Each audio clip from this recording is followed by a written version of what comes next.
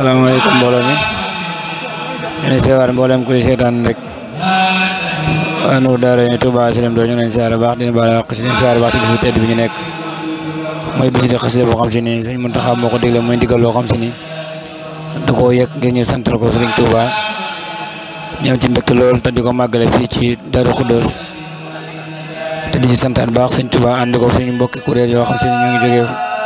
ngi jóge Mbàkke ñu jóge ba Dakaru ñu and ko diko liggéeyal ñaan suñu borom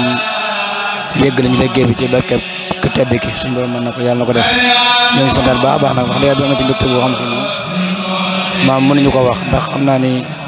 mboolem loo xam si rek seen nañ ko ci mu jëm ci bis bi rek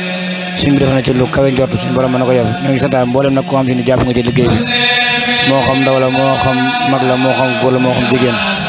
ñu ngi sant boo xam ne amul yem ñu ngi santaat baax baax nag mboolem yor ñu yor njiitu daara. asalaamaaleykum wa rahmatulah mbokk julli mbokk taalibe maa ngi leen di leen ziara di leen baal xaq te di leen baal xaq waaw di am ak kontaan bu baax a baax ci bis bi di sant Serigne Mountakha di sant Serigne Touba Mbacké di kontaan lool ci bis bi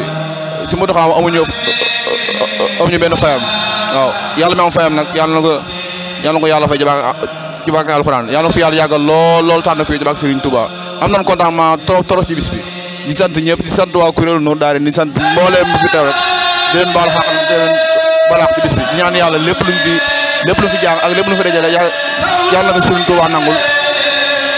yàlla nga Serigne Touba Mbacké nangul woo ñu ngi sant ñëpp loolu mu doon nag ci mbooloo moo tax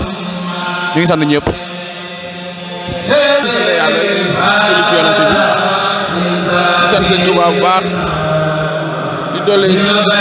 ak cant ak ngërëm Serigne Mountakha Al Basir moom mi woote liggéey bii nii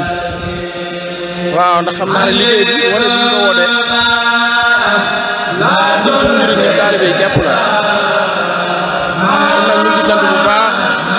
di ko ñaanal lool bu yàgg fi lool di ànd ak wër waaw ñu ngi sant yàlla bu baax nag nit ku baax ñu rek moom dafa jeg gis taalibe yi dong ñu toog def ay sàpp yu jub boole jeg jaay xasida yi rek daa sedd xool looy dong ab liggéey dong la li dong jar na ab liggéey kese kon nag sant nañ bu baax a baax ak daayira fi ñëw yëpp sant nañ bu baax a baax fi daal ñu ngi ñaan ci barke xasida Sëriñ Tuubaa yi lépp luñ fi ñaan lépp luñ fi jàng benn arab bu ne yàlla nañ ko ful toll ni adduna bi ni mu toll sotti ko ci mboolem réew jullit yëpp ak taalibe yëpp ak donge yëpp sant nañ bu baax nag jërëjëf. yéen waa ñu ngi seer wét ñu ngi ci sama coono di leen balaax di leen balaax di jégalu bu baax a baax bu baax a baax ci waay gars yi ñu ko seen bëgg rek dañ koy defee ñu ngi sant bu rëy ndax ñoo ne toogaay yi fekk ci ànd ak def li sëriñ bi santaane kon ñu ñaan dégg ci Sëriñ Tuubaa ak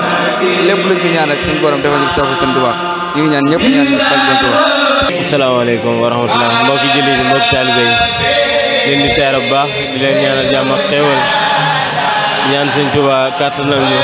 nangul ñu liggéey bi ndeysaan ku gis murid xam ne sëñ bi doo nga leen ñor ndeysaan waaw yàlla na leen suñu borom gën a defal jàmm rek saxal leen ci njub ak ci taalibe waaw kontaan nañ lool ci liggéey bi ndeysaan jërëjëf.